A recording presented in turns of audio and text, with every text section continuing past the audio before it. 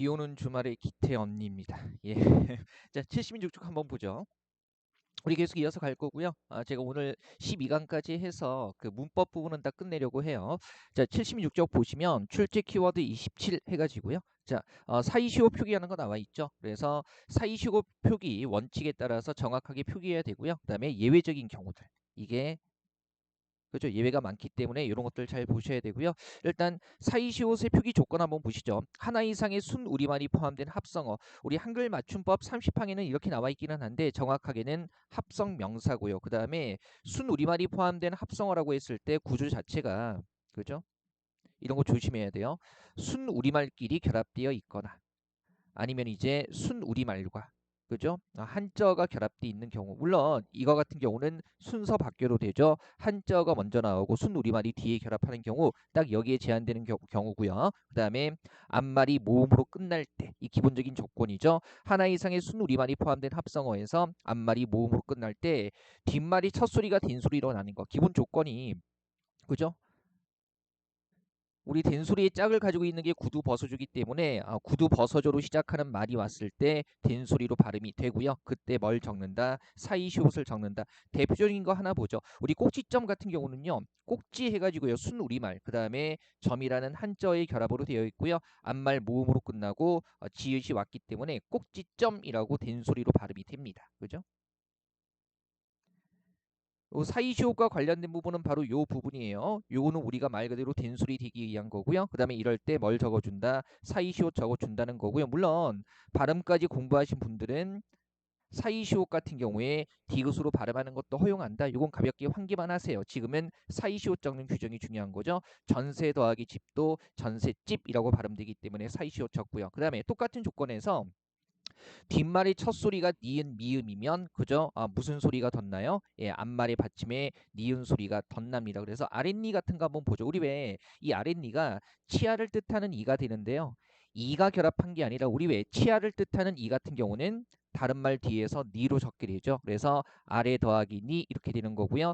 니은으로 시작하는 말 앞에서 앞말에 니은 발음이 덧나기 때문에 이때 이제 사이시옷을 적어주게 되는 겁니다. 마찬가지죠. 그 다음에 뒷말이 첫 소리 모음 앞에서 니은 니은 소리가 덧나는 경우 해가지고요. 그죠? 우리 예산일 같은 거 한번 보면 예사 더하기 1의 구조로 되어 있고요. 그 다음에 뒷말이 첫 소리가 모음이죠. 이럴 때 발음이 어떻게 돼요? 예산일 이렇게 발음이 되죠. 그래서 앞말의 받침과 뒷말이 첫 소리에 니은들이 덧납니다. 니은 니은 소리가 덧날 때 사이시옷 적는 거죠. 이게 기본적인 조건이고요. 다만 이제 사이시옷을 적는 어휘의 구성을 가끔 물어보는 경우들이 있는데 이런 것만 좀 주의하세요. 이게 이제 어휘 구성 물어본 게 마지막으로 나온 게 거의 한 2014년 사회복지지 9급 정도 되기는 하는데요. 그래도 반드시 기억해야 되는 거 이런 거 한번 보세요. 예를 들면 찻집 같은 경우에 우리 왜 이제 표준국어 대사전에는 마시는 차가 순 우리말로 올라가 있습니다. 그래서 요거 찻집 같은 경우는 차도 순 우리말, 집도 순 우리말이고요. 그 다음에 찻잔이나 찻종 같은 경우도 순 우리말 차와 그죠? 그 다음에 한자, 잔, 그리고 종 결합한 거고요. 양치물 같은 경우는 사이시옷 정령 규정에서는 양치 자체를 한자어로 보는 거죠. 그래서 양치물은 한자어와 순 우리말의 결합으로 되어 있는 것 이렇게 생각하시면 되겠습니다. 어문 규정 분항에서 다루고 있지는 않지만 사이시옷을 표기해야 되는 원칙에 딱 부합하는데 놓치기 쉬운 것들이죠. 그래서 노래 더하기 말 노랫말, 그다음에 기와 더하기 장 기와장, 맥주 더하기 집 맥주집, 그다음에 존대 더하기 말 존댓말, 장미 더하기 빛 장미빛 해가지고 특히 다 이 정도는 알아두셔야 되기는 하는데 노래와 말 존대와 말 결합했을 때 사이시옷 적는 어휘라는 거 알아두시고요. 자, 그다음에 다음 페이지 보죠. 이거 굉장히 중요하죠. 기본적으로 모음으로 끝나는 말 뒤에 이때 정확하게 모음으로 끝나는 말이라는 것은요. 모음으로 끝나는 명사 뒤입니다. 그 다음에 갑, 국, 길이 결합하는 경우에는 무조건 뭘 표기한다? 사이시옷을 표기한다는 거죠. 그래서 갑 결합한 거. 그죠?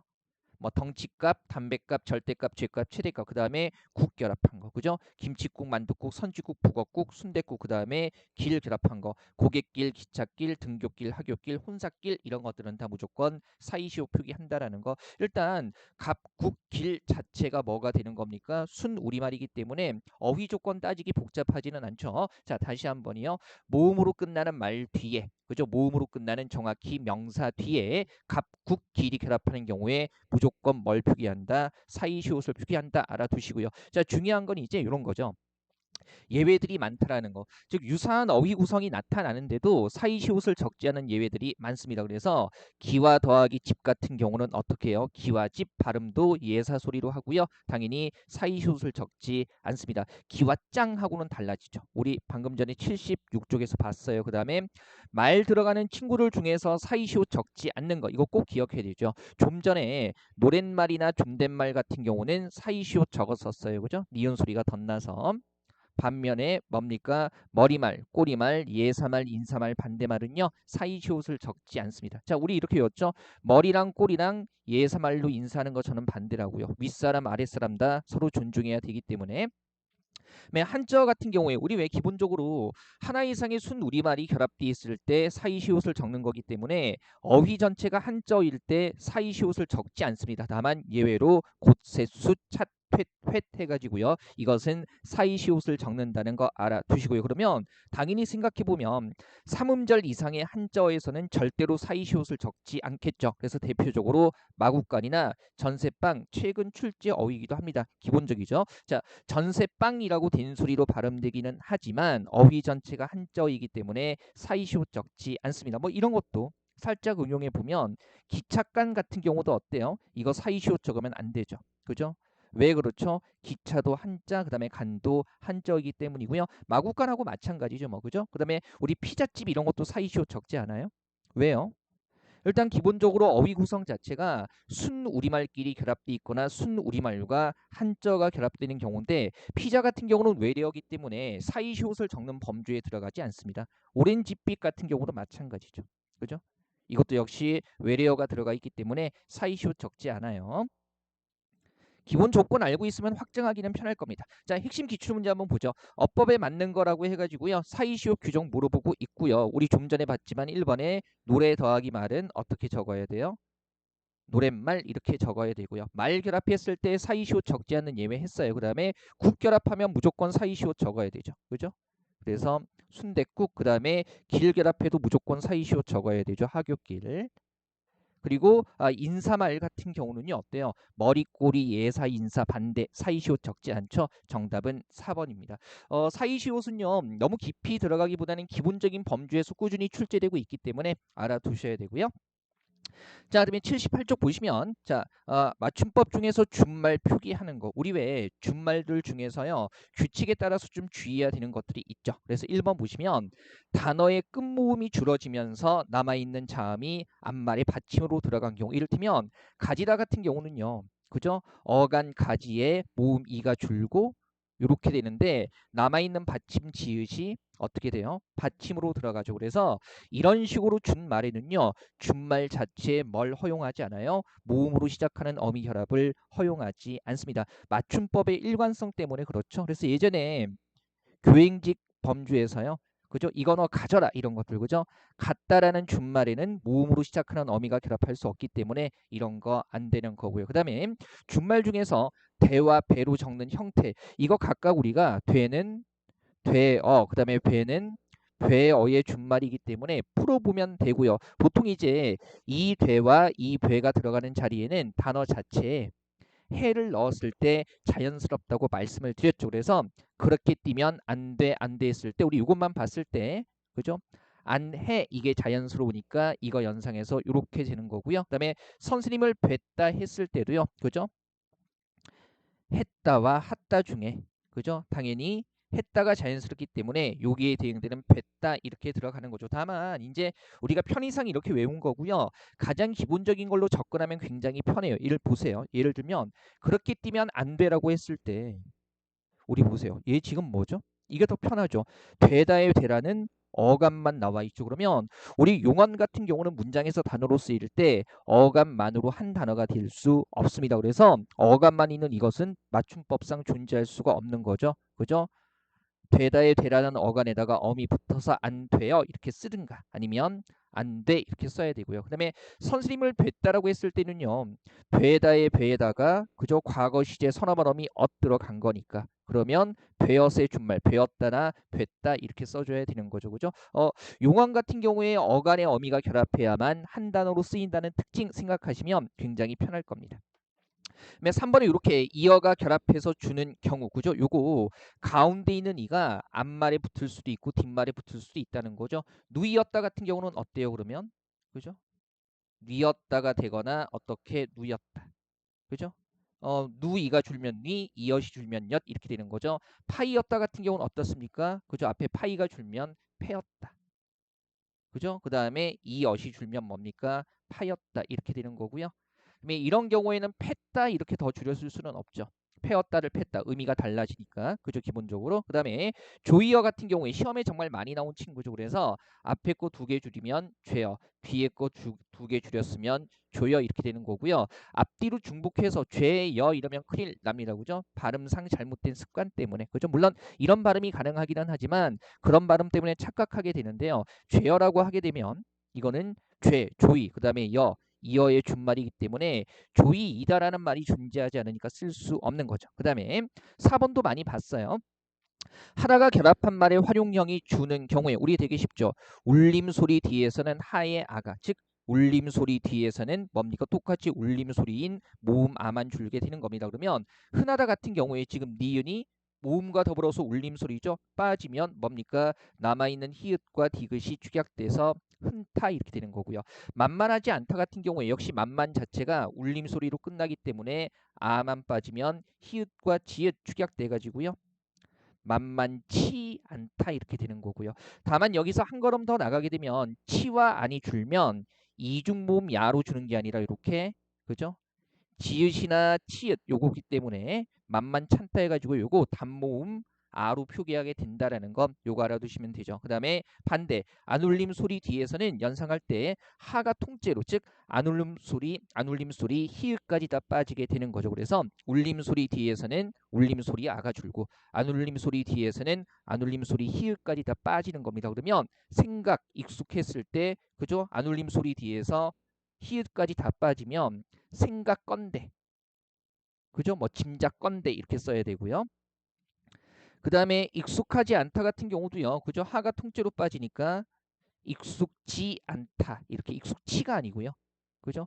어쨌든 기억 받침 뒤에서는요 컨이나 치 안 나타난다고 생각하면 편하죠, 그죠? 기억 받침 뒤에서는 컨이나 치, 즉 거센 소리로 적는 경우가 아예 존재하지 않는 거예요. 그 다음에 지안이 줄게 되면 익숙잔타가 되는데, 다만 이럴 때도 장 같은 경우에 요거, 그죠? 단모음 아로 적는다는 거 여기까지 나가시고요. 자, 한번 가보죠. 문제 한번 보시면, 그죠? 준말이 표기가 옳은 것을 모두 고른 거 해가지고요. 기억 같은 경우에 되었다가 줄면 어떻게 써야 돼요? 됐다. 그다음에 쓰이어 같은 경우는 앞에 두 개 줄면 시어, 그 다음에 뒤에 이어주면 쓰여 해가지고요. 니은은 아무 문제 없고요. 그 다음에 뜨이어 같은 경우도요, 그죠? 앞에 두 개 줄면 띄어, 그죠? 뒤에 두 개 줄면 뜨여 이렇게 되기 때문에 디귿도 맞네요. 그 다음에 적지 않은 했을 때 지안이 줄면은 단모음 아로 적어야 되죠. 그죠? 그다음에 변변하지 않다 같은 경우에 울림 소리 뒤에서 빠지면 변변치 않다가 되고요. 치와 안이 줄어도 어떻게 됩니까? 이중 모음이 아니라 단모음 아로 적게 됩니다. 그래서 어렵지는 않죠. 조건 자체가 복잡하지 않아요. 2번에 니은 디귿 되는 거고요. 자, 이제 띄어쓰기 범주 조금 들어가죠. 이 벌써 21년, 22년, 23년에 이 9급 범주에서 특히 띄어쓰기가 안 나오고 있는데요. 그래도 우리가 마지막까지 좀 불안하잖아요, 그죠? 공식적으로 뭐 안 낼게요 이런 얘기 한 적이 없기 때문에 좀 이런 얘기는 진작에 줬으면 좋을 텐데, 그래도 우리가 꾸준히 공부해 왔기 때문에 지나치게 깊이 들어가는 것보다는요 기본적인 범주에선 알아둡시다, 그죠? 자, 일단 조사 범주 한번 보시면요. 조사는 기본적으로 앞말이 붙여 쓰고요. 조사가 둘 이상 겹칠 때로 쭉쭉쭉 붙여주는 거죠. 어쨌든 조사는 의존 형태수기 때문에 따로 띄어 쓰지 않아요. 그래서 집에서만큼 말하면서까지도, 물론 면서는 어미고요. 까지와도 이거 조사로 쭉쭉쭉 붙여 쓰는 거죠. 그 다음에 이번에 주의해야 할 조사. 우리 왜 같이라는 조사가 같다라는 말에서 온 거기는 해요. 그죠? 같다라는 말에서 온 거기는 한데, 다만 얘는 지금 접사기 때문에 가치 자체의 품사는 조사예요. 그래서 눈같이 흰 벚꽃 했을 때 붙였어야 되고요. 그 다음에 같은 경우는 같은 말에서 온 거기 때문에 의미가 유사하기는 하죠. 하지만 얘는 같다의 가치라는 어간에다가 은이라는 어미 붙어서 형용사 같다를 활용한 거니까 별개의 단어죠. 그래서 비단 같이 했을 때는 붙였어야 되지만 이때는 조사죠. 비단 같은 했을 때는 형용사 별개 단어이기 때문에 띄었어야 되는 거죠. 조심하시고요. 어느 정도 이상을 뜻하는 꽤나 같은 경우도 이거 조사입니다. 그래서 돈 꽤나 있을 때 앞말에 붙였어야 되고요. 살짝 조심해야 되는 게 우리 부사 꾀에다가 보조사 나 붙인 꾀나도요. 이 꾀나 조사 꾀나와 의미가 비슷하기는 한데 다만 요거 부사 별개의 단어기 때문에 돈 꾀나라고 했을 때는 이렇게 띄었어야 되죠. 그죠? 조사의 형태는 꾀나라고 되어 있는 겁니다. 자, 밖에 이거 뭡니까? 명사 밖에다가 조사애가 붙은 형태에서 외부에라는 의미의 단어 구성도 가능하지만 조사로 쓰이는 밖에 같은 경우는요. 그것 말고는 그것 이외에는 이런 의미를 지닐 때는 조사기 때문에 언제나 붙였어야 되고요. 항상 이 밖에가 조사로 쓰일 때는요. 뒤쪽에 의미상 부정을 뜻하는 서술어가 항상 오죠. 그래서 너밖에 모르는 두 개밖에 남지 않았다. 열심히 공부할 수밖에 없다. 이런 문장 구성으로 쓰이면 조사로 언제나 붙여 쓰게 되는 거죠. 4번은 너무 많이 봤던 거네요. 응커녕 능커녕 자체가 한 덩어리에 뭐예요? 조사예요. 그래서 응커녕 능커녕 쭉쭉 붙였어야 되고요. 그 다음에 5번에 나오는 하고 같은 경우는 동사 하다의 활용형이 아니고요. 그죠? 뭡니까? 와나 과의 의미로 쓰이는 조사가 되는 거죠. 그래서 와나 과로 바꿔 쓸 수 있다면 이거는 조사로 앞말에 뭐 해야 되는 거예요? 붙였어야 되는 겁니다. 그죠? 그래서 내 모자는 그것과 다르다. 작은 오해로 그녀는 애인과 헤어졌다. 사과와 배를 가져오너라. 이런 의미로 쓰일 때 하고는 조사기 때문에 앞말에 쭉쭉 붙여줘야 되는 거죠. 그죠? 띄어쓰기 조금만 더 볼까요?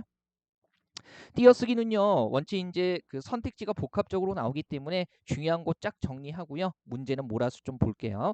자, 그다음에 단위를 나타내는 명사. 이거 여러분들이 이제 제 수업 많이 들으셨으니까 딱 연상할 수 있으실 거예요. 단위를 나타내는 명사에서 제가 뭐 강조할 것 같아요? 그렇죠?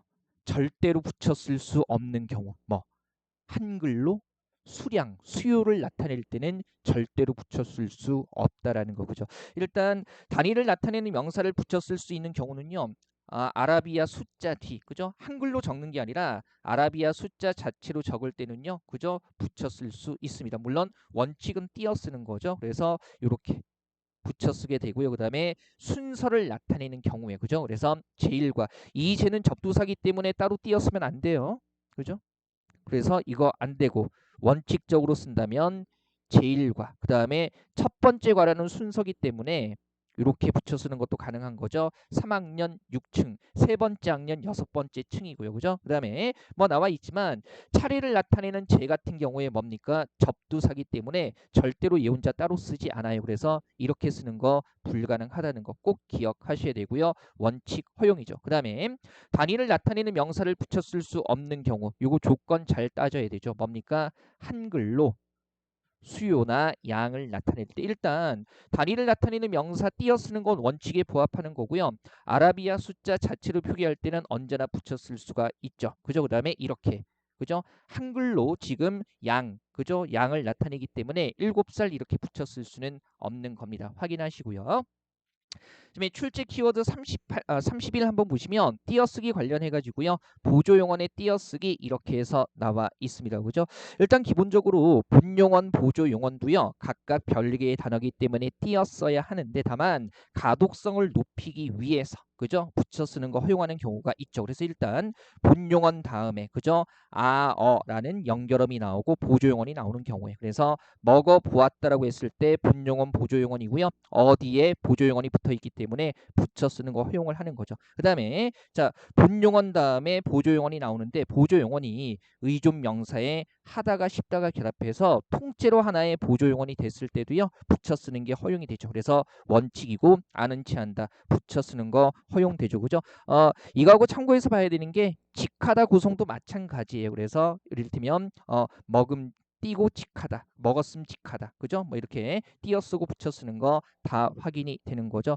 이 모의를 새가 이렇게 먹었음 직하다 이렇게도 가능하고요. 그다음에 이거 붙여서 먹었음 직하다 이렇게 쓰는 것도 가능하기는 한데 사실은 직하다 범주는 시험에서 실제로 출제된 적은 없습니다. 다만 이런 구성으로 취급한다라는 거 알아두시고요.